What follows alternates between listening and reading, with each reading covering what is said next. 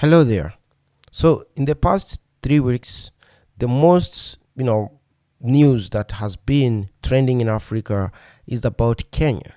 Kenya's protest, and this is what it was there all over the place. So, for example, this article here on the Financial Times says Kenya's mass protest expose African fury with the IMF, and the people there in their streets actually.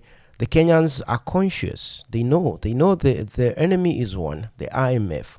And the IMF, International Monetary Fund, which is a bank controlled by the Americans and the Europeans, and mostly currently the governments in Europe and America has been led by this group of the conservative, the new cons, whatever they want to call them. They are the people who are not the left, but they are more like they want to take us into third world war 3. They also want global dominance. They want to isolate China. They want to isolate Russia. Any country that goes against them is isolated, and any country that becomes their puppet is pampered with gifts. And this brings us to the Kenya's president, who has been a puppet of this group. We can call them the New World Order group. He has been their puppet, you know that. In one hand, he gives some nice Pan-African speech that have been written for him by his media team. On the other hand, the actions, he's doing the opposite. So he's a sellout. Just like the president of Rwanda. Paul Kagame has big words when it comes to Africa and Pan-Africanism. But his actions are totally opposite of that. So when you see African leaders that have so much, they speak so much loudly when it comes to Pan-Africanism, trying to tell us what we can become. Those are puppets. Run away from those kind of leaders. Now, the Kenyan president is a good example. In the latest news is that he has proposed spending cuts after nationwide protests. And it's everywhere. Kenya's president proposes budget cuts after deadly protests. So the question here is, why was he increasing the Kenyan budget by $4 billion? He wanted to increase it from the last year, from the previous financial year that ended in June.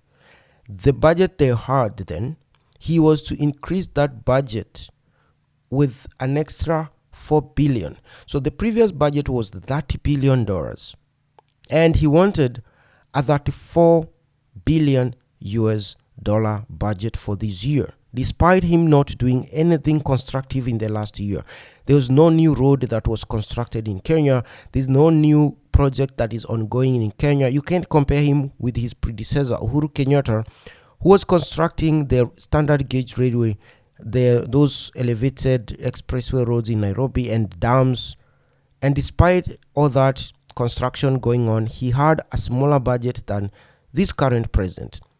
This current president is taking more loans from the IMF, or every week he's flying out of the country to take the loans from IMF, some of them short-term loans. And then definitely stealing these loans with his government, the people in his government. And then in return, he wants to overtax Kenyans to repay back the loans. So the $4 billion extra money on this new budget was supposed to go straight to the IMF. So the IMF had proposed, and it was the IMF that actually wrote down the proposals for him. All they did in Kenya, the Minister of Treasury, who no one knows his name, kind of basically presented this to the committee in Parliament to stamp it. But the whole document was authored by the IMF. So if you read this Financial Times article, Financial Times is one of the newspapers from the West, but now and then they also sometimes find themselves having to speak the truth. And in this article, if you read, they are saying that the anti-tax riots that have been rocked in Kenya, or East Africa's most advanced economy, the target of the protests' anger remains starkly clear in murals on the walls of Nairobi. And it's not just the government. And they are quoting one of their banners saying, "IMF, keep your hands off Kenya," said one painted slogan, as live rounds crackled and police deployed tear gas in Nairobi. So the protesters also wanted the IMF to stop from manipulating the government there. And now today he's backing down. because he is seeing the end of his regime, his puppet regime. The reason being, the demographic graph in Kenya shows that young people below the age of 30 and above the age of 18, these are new voters, are the largest voting bloc. More than 75% of the Kenya's voters on the Kenyan register are this group. And they are the ones protesting. So it's just too obvious for him that come the next election, he stands no chance. They are going to really vote him out. He will try to rig, but the gap between him and his rival is going to be so huge, he can't rig 3 million or 4 million votes. You can't do that. Normally when they rig, they try to still have 1,300,000. They can't steal 4 million. If they do that, the whole world will see him losing, because there'll be exit polls and stuff like that. So he knows his end has already arrived. And it's not only him that is being affected by young voters. Elsewhere, in the UK, in the United Kingdom, these past few days, right? They had the election. The turnout was the largest since Brexit. More than 67% of voters turned out in UK. And it's not something normal. And most of these these voters are young people. People mostly below the age of 40, turning out to vote.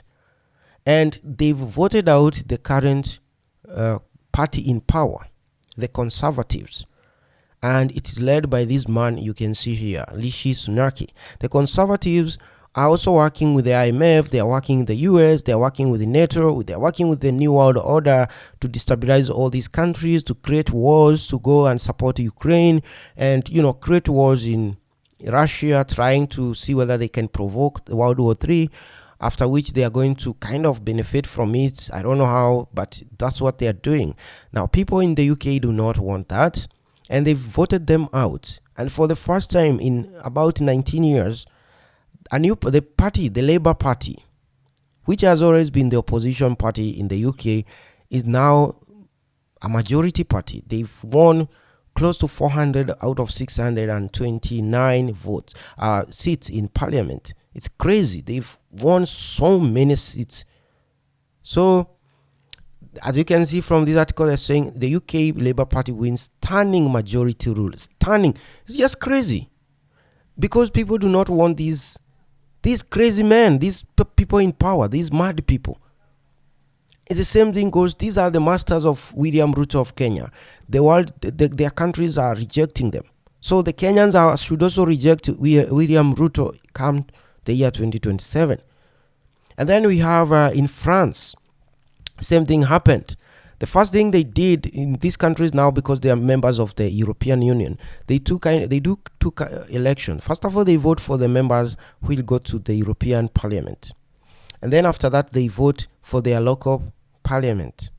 So initially, they voted for the EU Parliament, and the parties that were supporting the war, the pro-Ukraine parties, lost in almost every country, from Hungary, from everywhere. They've lost their majority. And then come to the local election. Le Pen, whose party is compared to Donald Trump, she's actually compared to the Donald Trump of France. That's what they call her. Her party is the far right. It's a far right kind of party. It's a nationalist party. You understand? She's winning. She won majority of the seats it's just unprecedented major majority there. She won, and now currently the president of France, Emmanuel Macron, whose party came third, is trying to talk to the party that came second to form a coalition against now Le Pen's party, which took almost every seat there. The reason why is that Le Pen has actually opposed the war, and even in France during the campaigns, they were calling her Putin's girl. They were calling her Putin's girl. They were saying that she's a puppet of Vladimir Putin. They've always called her that anyway, even the previous election. And they say that she's obsessed with Putin. They even have a photo of her some time back, or about 10 years ago, when she met with Putin in some forum, and she was really smiling and beaming, with their happiness.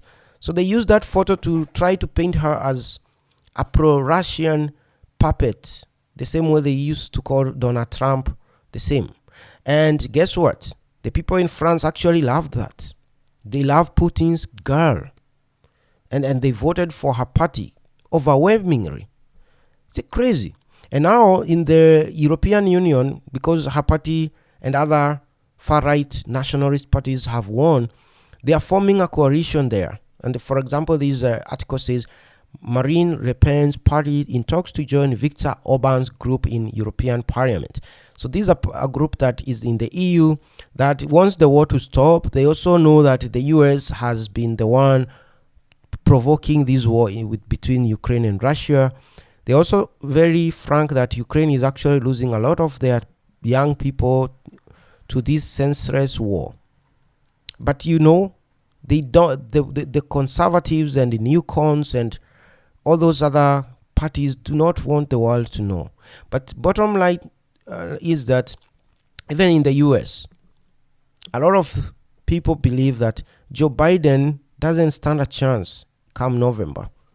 And they're actually calling him to step aside, which he has refused. Of course, it would be an embarrassment to him. We know Barack Obama is usually behind him, controlling him.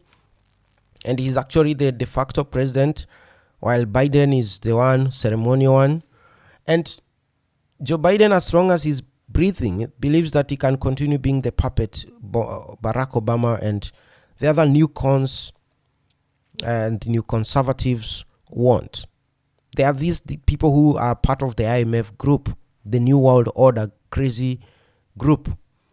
They are the ones controlling William Ruto in Kenya. They are the ones behind Paul Kagame. They can allow someone like Paul Kagame to send his soldiers across the border to Congo to butcher people for 30 years while pretending that they cannot see that.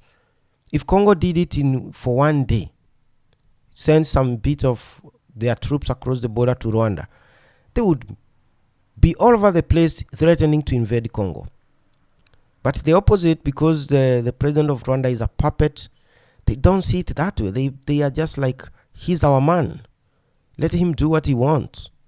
You go to Sudan, you find al-Bashir. Remember al-Bashir? He wasn't their man. And they planned to remove him. But in Uganda, where we have a dictator doing the same thing Omar al-Bashir was doing, they don't talk about Yoweri Museveni because he's their person. He's their puppet. And they like him that way. So that is the story. Now, more than 22 Kenyans or young Kenyans died in this protest, fighting IMF, fighting a puppet president who is there to work for his masters more than he should work for his own people. It goes back to 1960s when Patrice Lumumba was the newly elected Prime Minister of Congo. And the first thing he said is that he's not going to work with IMF. And they removed him. They how they did it. And the next year we saw Mobutu going to IMF to get loans, which most of them were actually wired through his personal account. And that's how Congo started, going the route they went. The same thing applies to Burkina Faso. You remember Thomas Sankara, right? He went to the African Union. At the time it was called OA, the Organization of African, or something like that. And he gave that speech in 1986, the same year he was removed. He gave that famous speech talking about the IMF and the World Bank. It was the speech that actually led to the coup that removed him. And then his friend and apparently cousin ruled that country for more than 20, 30 years because he was a puppet of the West. So it's now happening that even the people in the West are tired of these leaders in the West.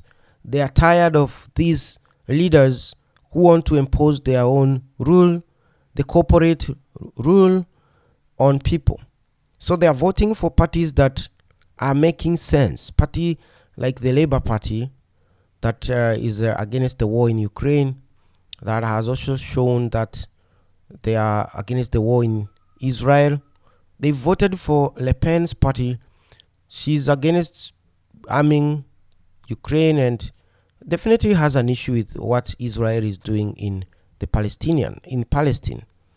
So these are the parties that are winning votes all across Europe, including the Republican in the US, Donald Trump, is going to win because they'd rather pick the other devil that is easy to talk to than these puppets and pretenders and newcons.